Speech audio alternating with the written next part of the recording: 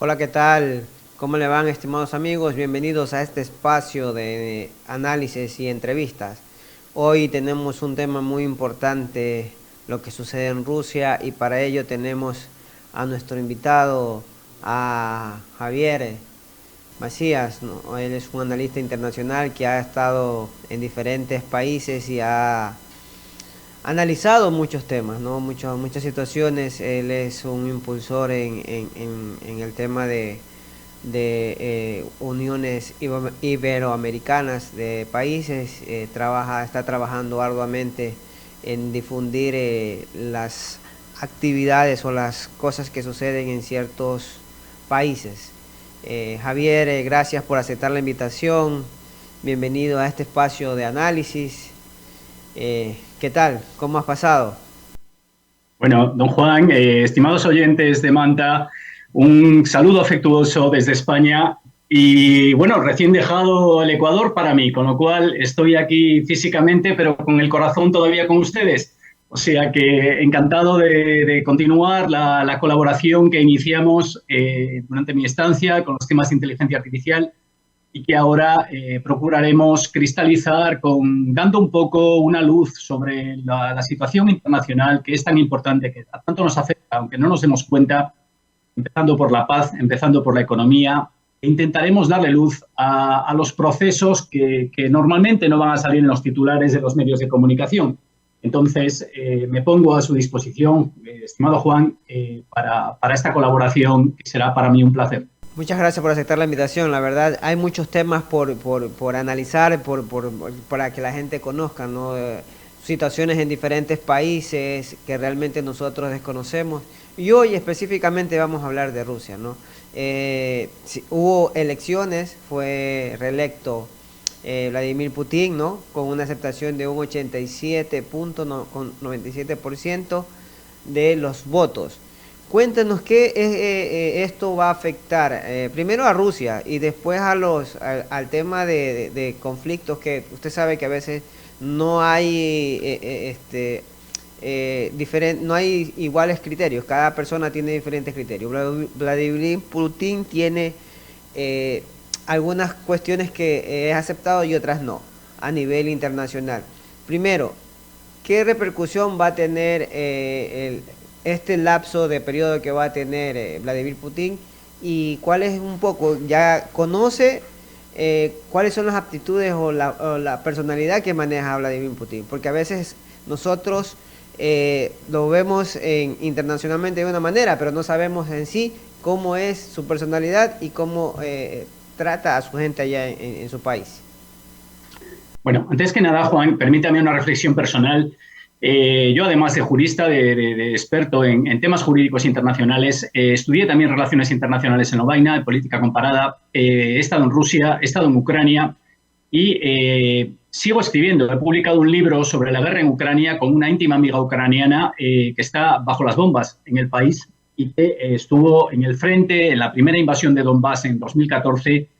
Bueno, ella ya estaba allí trabajando con los soldados, es psicóloga bueno, médica también, y estaba trabajando ya allí. Bueno, pues esta colaboración se ha continuado, se lleva publicando en varios medios de España y de México, ahora también hay en República Dominicana, y bueno, conozco el país. Entonces, lo primero, cuando uno ve el gran titular, 87,97% de los votos a favor de Vladimir Putin, y un 78% de participación popular, bueno, parece decir, ah, caramba, ¿cuánto apoyo tiene Vladimir Putin? Falso. Urge contextualizar esta información. Primero, el elemento psicológico. ¿Quién era Putin? Putin era un mediocre oficial del KGB, de la inteligencia soviética, que tuvo una infancia dura en la que se habla de maltrato, como ha ocurrido en muchos líderes que luego se desvían en el camino, ¿no?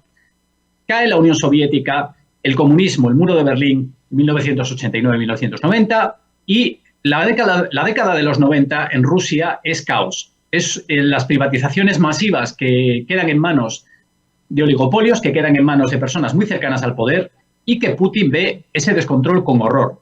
Es un momento en que Putin, bueno, él estaba destinado en Berlín Este, en el Berlín comunista, lo hacen volver a la Rusia de la época, y tiene que conducir un taxi para sobrevivir. Yo he cogido muchos taxis en Moscú y le puedo decir que en el maletero llevan botellas de vodka para dar a los policías que los paran. Es un lugar que es una jungla. Bueno, Putin poco a poco se arrima al núcleo de poder del entonces presidente Boris Yeltsin, que era un alcohólico, y teje una red de contactos que explica la Rusia feudal. ¿En qué se basa y se ha basado siempre el poder en Rusia? El poder omnímodo, el poder supremo y totalitario. Pues se basa en el reparto de prebendas y corrupción de aquellos que apoyan al zar. ¿Cómo llegó Putin al poder? Pues arrimándose poco a poco al alcohólico Boris Yeltsin, conociendo todos sus secretos, y una vez que consolida en la sombra su red clientelar, su red de amigos que lo va a sostener, le ofrece inmunidad a Boris Yeltsin y a su familia si Yeltsin lo aupaba. Es lo que ocurre. Putin toma el poder. En los primeros años digamos que Rusia se va asentando poco a poco, la economía va mejor y en ese momento es un momento de cambios. Hay cierto coqueteo con la Unión Europea, Putin y Rusia se abren y pasa el tiempo y Putin intercambia puestos con su presidente de gobierno, que era Medvedev, para que Medvedev, había una prohibición constitucional de que Putin tuviera más de 2 mandatos. Bueno, Medvedev se presenta a la presidencia rusa con el aval de Putin. Todo el mundo sabe que es un títere de Vladimir Putin. Medvedev ocupa la presidencia y una vez terminada su presidencia da marcha atrás y Putin se vuelve a presentar. Pues en esas estamos. En el elemento psicológico también hay un Putin que a medida que pasan los años se obsesiona con la historia de conquista rusa anterior a la revolución de 1917, en la época de los zares, de los monarcas absolutistas. En ese momento hay caos en la zona del Cáucaso, las zonas musulmanas de Rusia, que pensemos que es el país más grande del planeta, y que tiene muchas minorías y tiene muchas culturas dentro de Rusia. No es un todo homogéneo, ni mucho menos. Bueno, Rusia aplica políticas de tierra quemada en Chechenia, pero también lo hace en Siria o Georgia. Mencionar Georgia es mencionar, a mi entender, el primer error grave de Occidente y de la OTAN, sobre todo gringo, de los Estados Unidos, que es querer impulsar la OTAN a Georgia, que es el patio trasero de Rusia. Un error que nuevamente se repitió en Ucrania.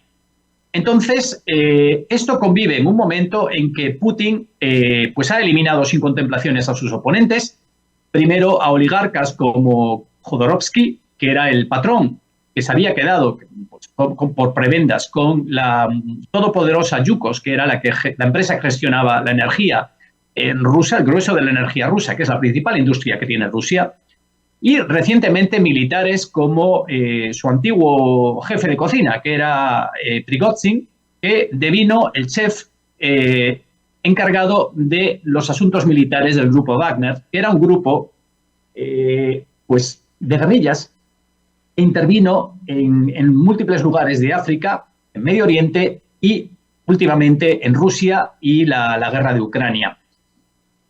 También encarceló y luego eliminó a políticos como el opositor Alexei Navalny. Esto significa que Putin ha concurrido a las elecciones en una tiranía absoluta. En Rusia hay una democracia formal, pero no hay una democracia real. No hay medios de comunicación independientes, no hay opositores dignos de ese nombre independientes. Y se encarcela por decir la palabra guerra en relación a Ucrania o escribir unos versos. Entonces, en un lugar donde la propaganda estatal ahoga todo, pues es fácil de comprender que esos porcentajes, sobre todo si las elecciones han sido amañadas, como lo han sido. Además de rivales desconocidos que se han presentado para cubrir el expediente, ¿no? Que no hay oposición real. Por otro lado, se obligó a los funcionarios y trabajadores estatales, que son la mayoría en Rusia, piensen que en Rusia la economía depende del Estado su gran parte. Bueno, pues a estos señores, en las grandes regiones lejanas a Moscú, se les obligó a acarrear votantes, a llevar votantes ex profeso según la posición que tuvieran y su salario. Cuanta mayor jerarquía y mayor salario, pues más votantes tenían que llevar. Y había órdenes explícitas a los dirigentes regionales de llegar al menos al 80% de votantes y 70% de votos a favor. en algún caso extremo, que esto es de chiste, ¿no? En algún caso extremo, como en algunas regiones de Siberia, se logró el 100% de participación y el 100% de voto favorable. Bueno, pues cuéntenme ustedes cómo se hace eso si no es de la manera que acabo de relatar. Mi estimado Javier, bueno, hay cosas por analizar, ¿no? Sobre todo que, ¿qué quiere decir eso? Que elimina a sus competidores y quiere ser el líder autoritario del país, no quiere soltar el poder. ¿Qué consecuencias va a tener Rusia y sobre todo los demás países? Porque si pone su autoridad, ¿no? Pone su régimen a un gobierno ruso, ¿eso puede implicar a alianzas con otros países? Bueno, totalmente. Vamos a ver, el mundo, que es lo que le comentaba, y una de las razones por las que promuevo la Unión Iberoamericana, incluyendo a España y Portugal, siguiendo el modelo, todos en pie de igualdad, siguiendo el modelo de la Unión Europea, que nos ha permitido no matarnos en Europa después de 3.000 años de guerras, ¿no? No hay que, y esto se va a acelerar todavía más con la inteligencia artificial. Pensemos que la inteligencia artificial es una tecnología, que ya hemos hablado de ello otro día y si quiere volveremos a hablar, totalmente transnacional, sus efectos serán globales y quien la ostente podrá en muchos casos esconder su mano. Entonces, esto va a barrer el Estado-nación y la única opción de tener un mínimo de influencia en el mundo no será siendo Ecuador, no será siendo México, no será siendo Perú o España. Será en grandes bloques como lo son Estados Unidos, como lo es China, como lo es India, el país más poblado de la Tierra. Esto está conectado con lo que han sido siempre las relaciones internacionales. No solo cuestión de un país, sino la guerra de Ucrania lo confirma, sino un choque directo entre diferentes intereses. ¿Quién está a favor, con matices, de Vladimir Putin y que no se mete en que estas elecciones hayan sido un apaño? Pues sobre todo India y China, que conforman la mitad del planeta. ¿Por qué están India y China a favor? Pues ambos son amigos de circunstancias. Aunque India desde siempre ha sido más cercana a Rusia frente a Occidente. En el caso indio, su primer ministro, Modi, primero está haciendo el negocio de su vida con el petróleo y el gas barato ruso, que están contribuyendo a mantener tasas de crecimiento nominal del 15% para la economía india, lo que refuerza un capitalismo desaforado de amiguetes. Piense que la riqueza india se reparte en muy pocas manos. Por ejemplo, desde el COVID, 2/3 de la riqueza india han ido a parar al 1% de la cúspide, lo que significa que van a los amigos del jefe, que ya acumulan el 40% del patrimonio total de India. Bueno, eso mientras 750 millones de indios comen una vez al día con bonos de comida del gobierno. Las compras indias de gas e hidrocarburos rusas han pasado del 10% que eran antes de la guerra de Ucrania al 50% del total. Fíjese lo que le acabo de decir. El país más poblado del mundo hoy consigue el 50% del total de su petróleo y de sus hidrocarburos en Rusia, con un ahorro oficial, que en la práctica es probable que sea mayor, de un 10% en el precio. Sabe usted que ha habido unas sanciones, de las que luego hablaremos, occidentales a la economía rusa. Bueno, pues uno de los modos que Rusia ha hecho, entre otros, que luego los detallaré, para evadir, para poder seguir operando en los mercados internacionales, ha sido con navieras pantalla en paraísos fiscales que desembarcaban su petróleo fuera en Medio Oriente, en países cooperativos como Qatar o en India. Y entonces están haciendo además beneficios por una labor de intermediación. En el caso chino, Xi Jinping sigue asombrado, el líder chino sigue asombrado de ver al oso ruso bebiendo su mano. O sea, Rusia y China jamás han tenido paz. Y su alianza actual es una alianza antiestadounidense coyuntural, que no puede durar. ¿Por qué no puede durar? Porque Rusia y China, si ustedes ven el mapa, comparten una larguísima frontera e intereses encontrados en toda Centroasia. Hay lugares como los países musulmanes de Centroasia que siempre se han inclinado hacia una de las dos esferas de poder, sea la china, sea la rusa.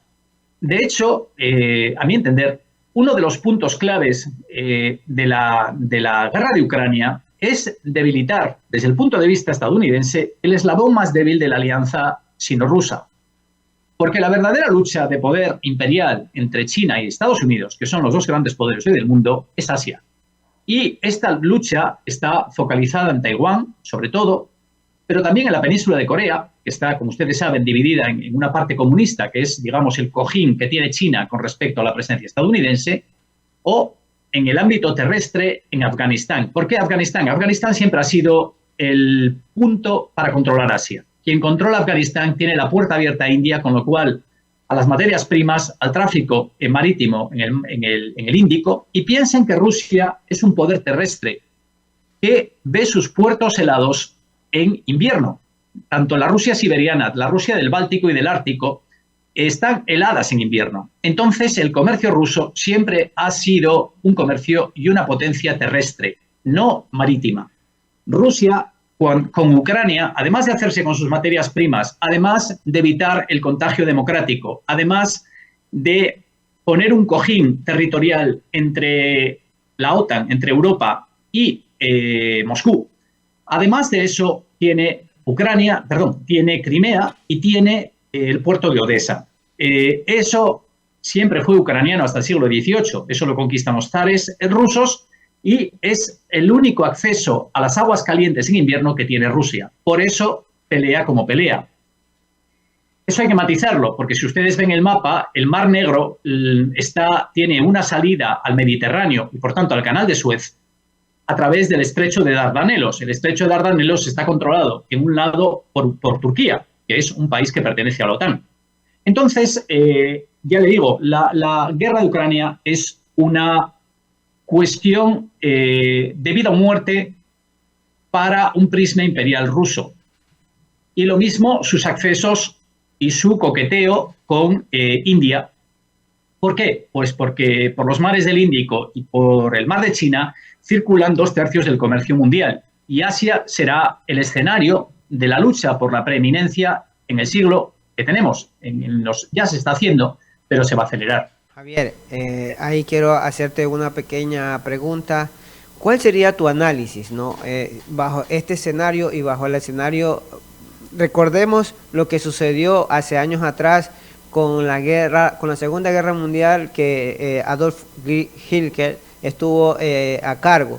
La personalidad de Adolfo Hitler con la personalidad de Vladimir Putin.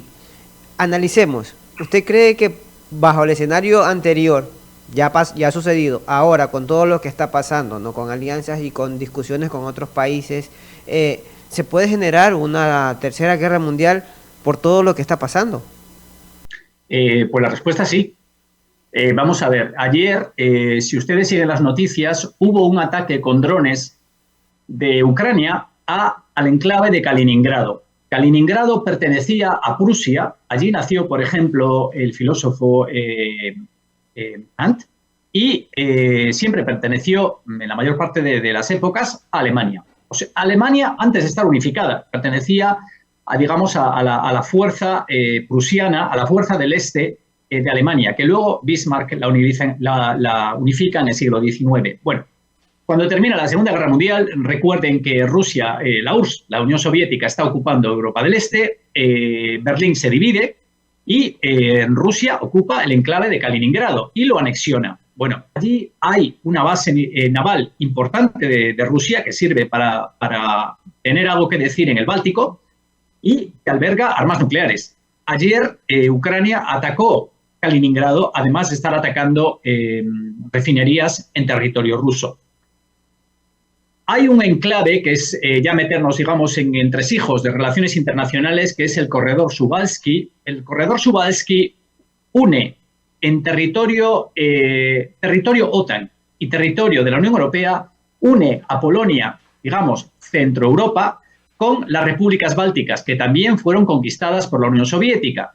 Letonia, Estonia y Lituania. Letonia, Estonia y Lituania, si miran el mapa, su cultura está unida a los países nórdicos, son países hoy con un gran desarrollo económico, con una gran riqueza, y el corredor Suwalski es el punto débil de la OTAN. ¿Por qué? Porque es un corredor que en su parte más estrecha tiene apenas unas decenas de kilómetros de ancho. Entonces, Rusia, con un pequeño movimiento militar, podría aislar el territorio de las repúblicas bálticas. Entonces, si la guerra en Ucrania implicase tropas, como el presidente francés ha anunciado, que podría llegar a mandar tropas francesas allí, si implicase tropas, digamos, de un país de la Unión Europea, ya no digamos de Estados Unidos, si, por supuesto, Donald Trump, el otro hombre de estado mental dudoso, que puede volver a tomar el poder en Estados Unidos, ganara las elecciones, pensemos que ya tenemos un halcón en términos militares como es Joe Biden. Biden no es una paloma. Biden está haciendo una política internacional muy agresiva y que también puede llevar a una Segunda Guerra Mundial, porque si a Rusia en su momento, después de 2008, se le hubiese asegurado su seguridad con un cinturón neutral desde los países bálticos hasta Centroasia, que le diera sensación de seguridad en su territorio, y se la hubiera inclinado con acuerdos de comercio a la Unión Europea, hoy probablemente estaríamos hablando de una situación completamente distinta. Eso no se hizo. Entonces, hay una responsabilidad occidental, para mí, indudable. Y ahora el problema es que ya no nos podemos echar atrás, porque Vladimir Putin ha violado la Carta de Naciones Unidas, ha invadido un país soberano, ha cometido todos los crímenes de guerra imaginables, ha violado el derecho humanitario, y si se permite que Vladimir Putin obtenga esa recompensa, las siguientes piezas serán los países bálticos, quizá Finlandia, quizá Polonia. Y eso significa una guerra europea y eso puede significar una guerra nuclear. Entonces estamos hablando de temas muy serios. Hacia allá iba mi siguiente pregunta, porque la Segunda Guerra Mundial tuvo repercusiones. Una tercera, con la tecnología que tenemos ahora, ¿pueden acabar con el planeta o no? Totalmente. Vamos a ver, el tema de las guerras siempre ha sido así. Se sabe cómo empiezan, pero no cómo acaban. Me viene a la memoria cuando había habido la primera invasión de Irak, de Bush padre.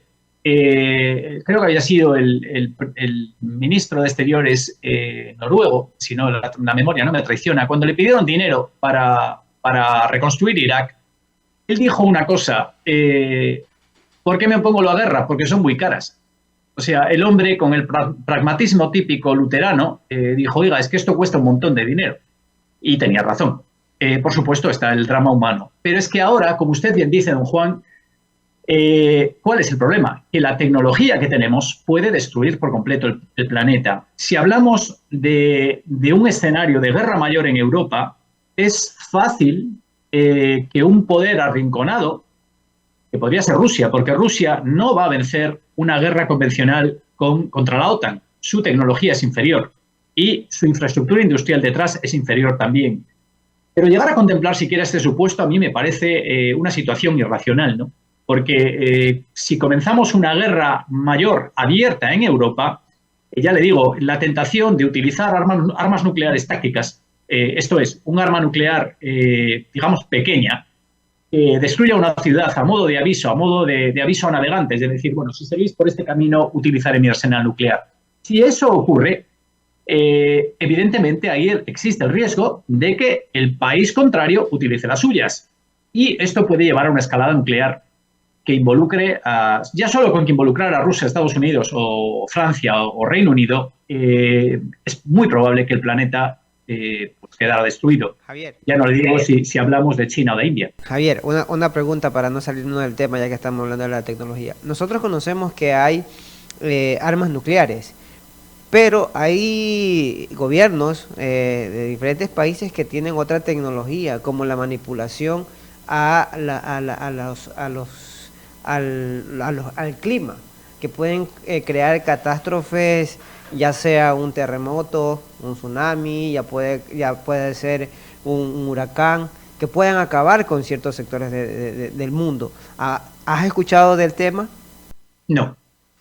Yo soy un analista de relaciones internacionales, un jurista.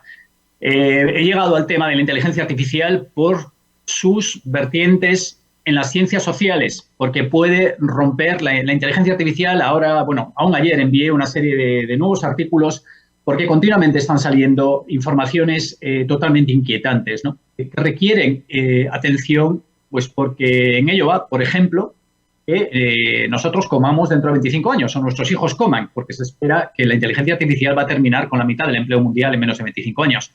Entonces, hay muchos temas involucrados. Ayer escribí un artículo sobre las repercusiones militares. Israel está utilizando inteligencia artificial para delimitar objetivos militares, no solo para, digamos, atacar a líderes de Hamas, sino para bombardeos, para bombardeos mayores que implican, por supuesto, bajas en la población civil, muerte en la población civil. Entonces, esos son temas importantes, pero de lo que usted menciona, hablar sobre ello sería pues una insensatez, porque carezco del conocimiento para poder hacerlo.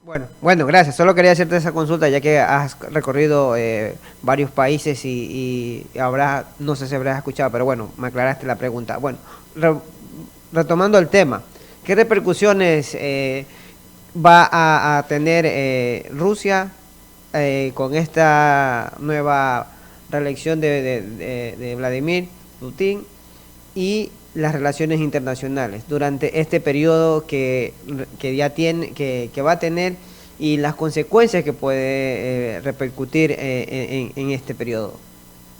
Bueno, en primer lugar, ¿qué podemos esperar del nuevo sexenio del presidente Vladimir Putin? En primero, un mayor realismo occidental. O sea, Occidente, Europa, Estados Unidos, toda la órbita occidental ha subestimado a Putin en varias ocasiones. Recientemente, con la caída y asesinato del ex jefe militar de la milicia Wagner, Prigozhin, que intentó dar un golpe de Estado y luego se echó atrás. Le dieron una serie de garantías de supervivencia que fueron violadas y pues el avión en que viajaba voló por los aires.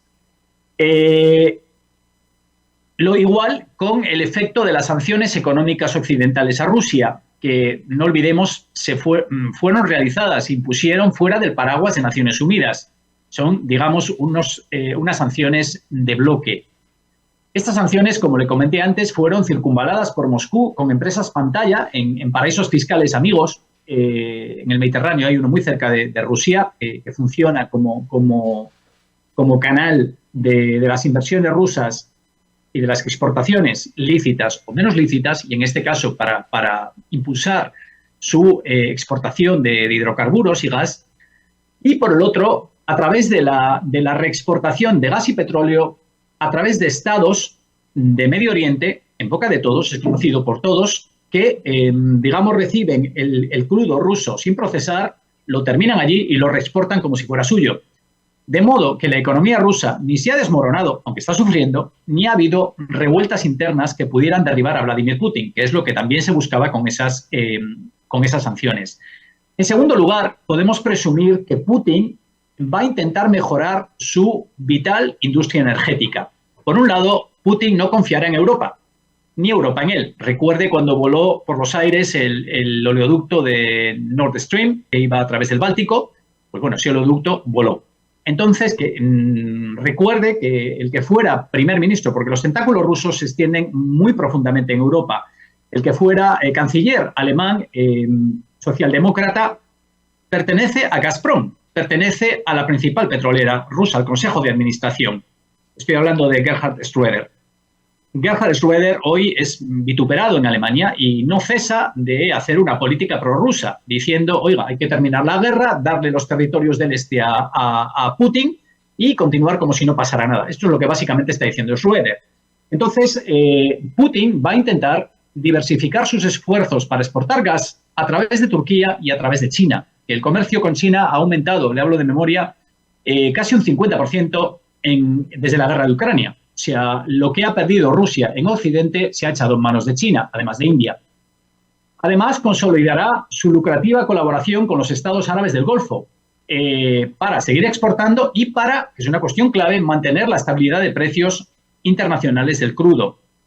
E intentará, pues, erigir un corredor de energía a través del Ártico, que por el deshielo se va a poder realizar.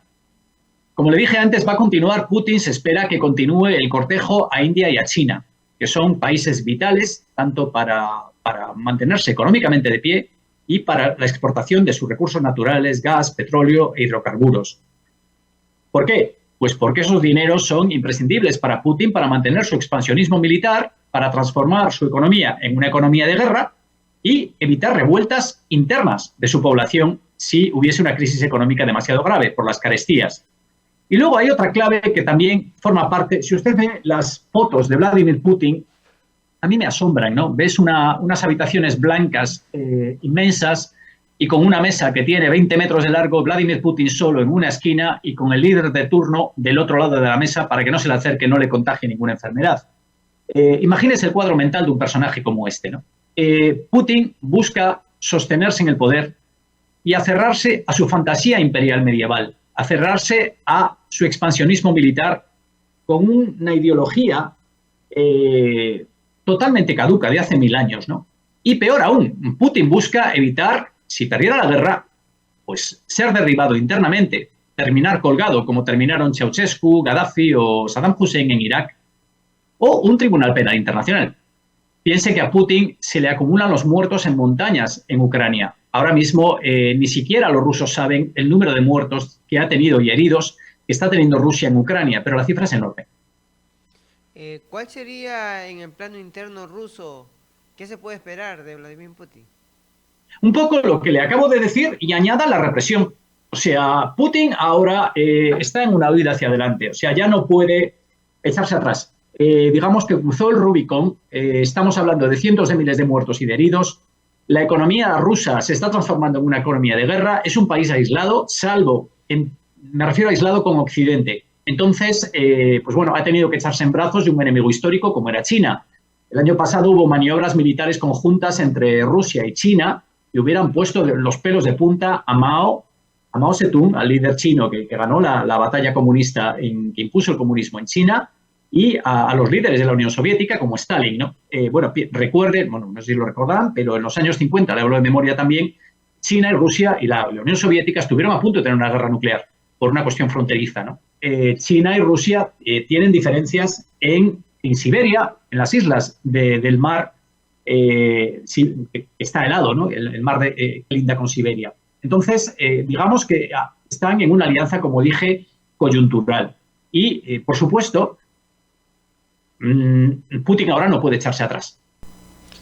Bueno, la verdad, ¿cuál sería tu análisis, ¿no?, de todo lo que está pasando, lo que está haciendo Vladimir Putin y sobre todo lo que sucede en los demás países que hay conflictos?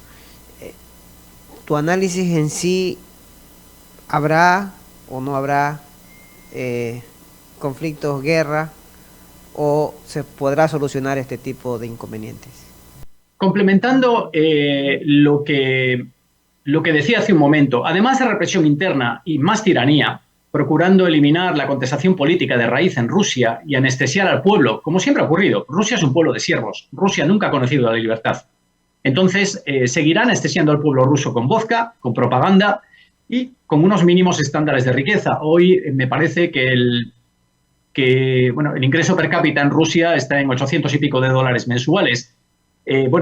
Putin ha conseguido estabilizar el país y eso, pues, digamos que hace que el pueblo acepte, entre comillas, unido a una represión feroz, los muertos. Entonces, el grueso del ejército ruso viene de regiones mucho más pobres en Siberia. Los buriatos, por ejemplo, están siendo prácticamente exterminados en Ucrania, ¿no? Otro punto importante es Rusia sigue siendo un estado plagado por la corrupción, por el abuso y por la ineficiencia. Putin tiene que seguir repartiendo prebendas, tiene que seguir repartiendo corrupción a quienes lo sostienen para evitar un golpe político interno que no vea venir de los servicios de seguridad. Hoy piense que el líder de la Iglesia Ortodoxa era otro informante del KGB. El patriarca Kirill está armando, digamos, un discurso intelectual de hace 1000 años, apoyando a Putin y apoyando a los muertos en Ucrania. Era un líder que estuvo vinculado al KGB, al KGB de las fuerzas de seguridad y de información, ¿no? Otro punto a considerar es que Vladimir Putin tiene 71 años y tendría 77 al final de su nuevo mandato, lo que ciertamente lo va a empujar a ascender fieles más jóvenes hacia el poder supremo. Decir que a día de hoy no hay un sucesor claro. Y sin duda la lealtad a Putin es lo más importante que hay que tener en el currículum en Rusia hoy, porque si no, te van a encarcelar o te van a matar. Putin ha elevado a su antiguo guardaespaldas, un tal Alexei Dyumin, que está en la cincuentena, a una gobernación provincial para foguearlo. Y de su círculo familiar ha extraído a otro magnate que se llama Boris Kovalchuk, que está en la cuarentena y tiene experiencia en negocios y en gestión, y lo ha metido en su nuevo equipo presidencial. Supongo que intentará repetir, para evitar un golpe que lo derribe o acabar mal, e intentará repetir lo que hizo Boris Yeltsin, que es aupar cuando ya Putin o su salud no se lo permita o su edad, intentar aupar a quien sea que le prometa, por supuesto, inmunidad y que será intocable hasta el fin de sus días, ¿no? En el fondo están los sueños.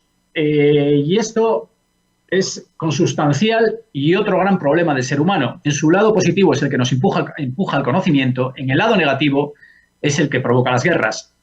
El sueño de Occidente de pensar que puede derrotar a Rusia sin un conflicto frontal, que podría degenerar, como comentamos, en una guerra nuclear, y el sueño ruso de pensar en unos términos imperiales pretéritos, en unos términos imperiales del pasado. Ese es el contexto a grandes trazos de la victoria feudal de Putin.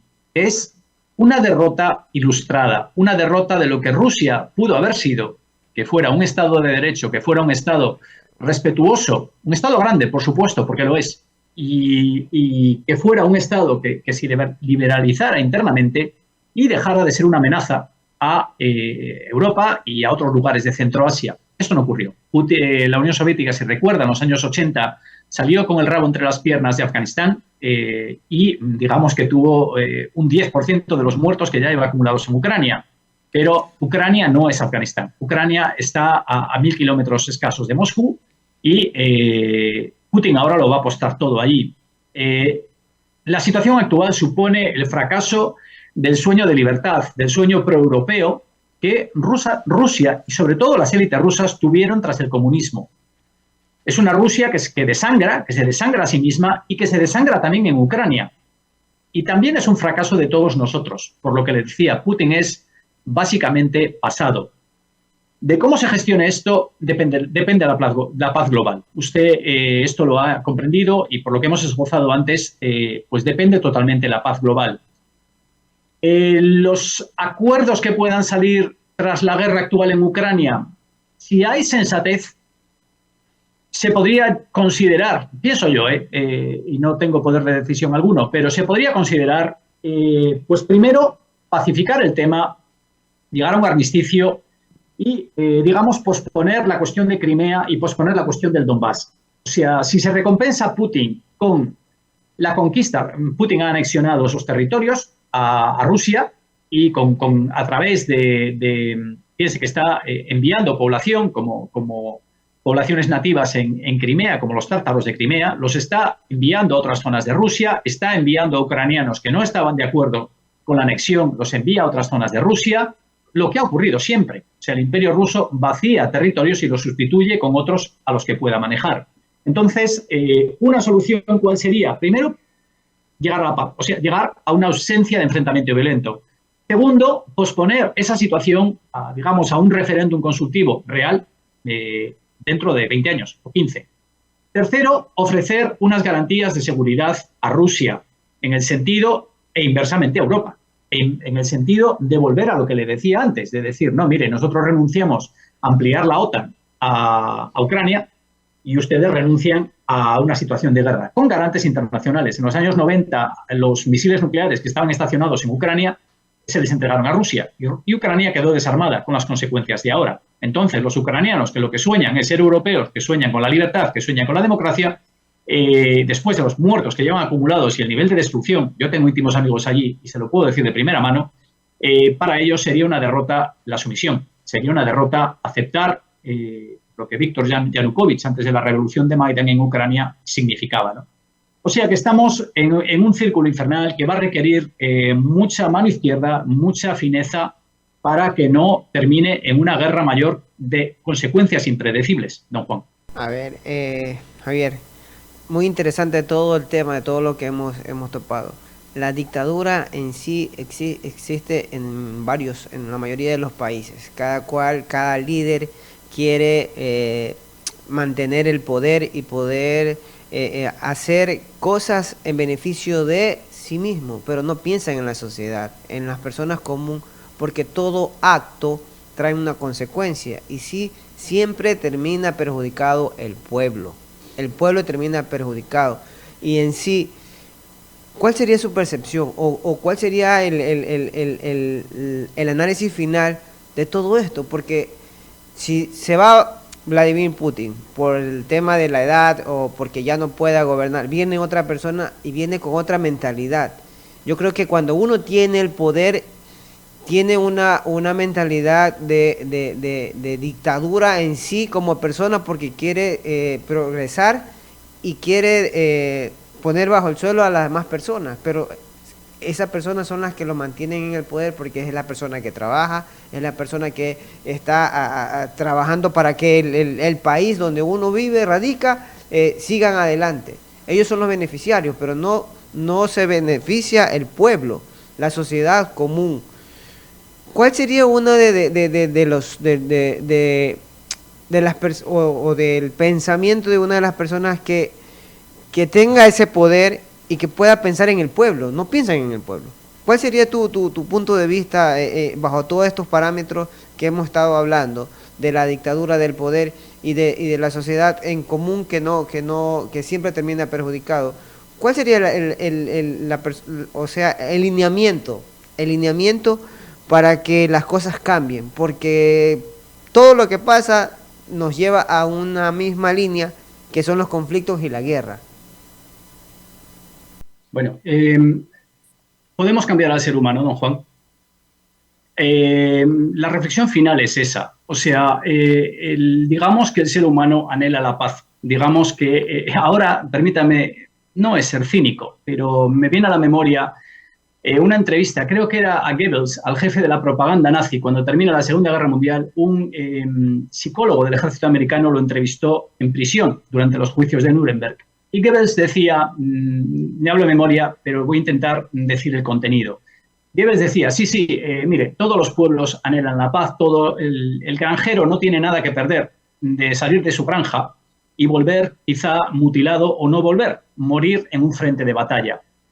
Pero el pueblo es manipulable. ¿Cómo podemos manipularlo? Pues de una manera muy sencilla, creando miedo, jugando con el miedo, que es decir, nos van a invadir, estamos amenazados, y acusar al que disiente de traición a su pueblo. Bueno, fíjese que eso es lo que se lleva haciendo en todos los estados desde que tenemos memoria. O sea, y lo que Vladimir Putin acaba de hacer, eliminando a la principal figura política de contestación, que primero intentó envenenarlo a través de una inyección de los servicios secretos y luego lo encarceló y ahora lo ha matado en la cárcel, que es Alexei Navalny, ¿no? Los líderes políticos, para llegar al poder en un país principal, sobre todo en momentos críticos de la historia, fíjese la cantidad de psicópatas que abundan, ¿no? O sea, antes usted hablaba de Adolf Hitler, sería el paradigma de psicópata que llega a mandar. Pero lo curioso es que de entrada un 33% de alemanes lo votaran y al final todos lo siguieran encaminándose al matadero, como fue la Segunda Guerra Mundial, ¿no? Y al genocidio que cometió Alemania durante la misma. Esto se repite. Entonces, ¿cuál es el escenario a venir? Primero tenemos que salir de este, porque estamos en un escenario de guerra clásica, no estamos en un escenario de siglo XXI, estamos en un escenario de guerra antigua. Y con la inteligencia artificial, digamos que en el primer escenario va a haber una imbricación. El hombre, tal como lo conocemos, va a ser superado por un nuevo escenario, que como mínimo será una imbricación del hombre y la máquina. Aquí me estoy metiendo en terrenos que son más de ciencia ficción a día de hoy, pero que no lo serán en 30 años. Entonces, en ese momento va a haber una imbricación del hombre y la máquina. ¿Va a cambiar eso nuestros parámetros? No estoy en condiciones de decírselo. El siguiente paso, ¿cuál sería? Que la máquina puede llegar a dominar al hombre en un escenario de 50, 70, 100 o 150 años. En la historia es nada, es un breve periodo. Eso puede ocurrir, que tengamos máquinas que sean infinitamente más inteligentes y capaces que nosotros. Entonces, en ese momento, ¿cómo nos va a ver una máquina que para ellos seremos torpes, lentos y repletos de emociones? Stephen Hawking, el científico británico que descubrió la teoría del Big Bang y recordarán, en una silla de ruedas, que ganó el premio Nobel, Él comparaba siempre, a mí siempre es una analogía que me gusta, decía, la inteligencia artificial nos puede contemplar como nosotros contemplamos a los caracoles.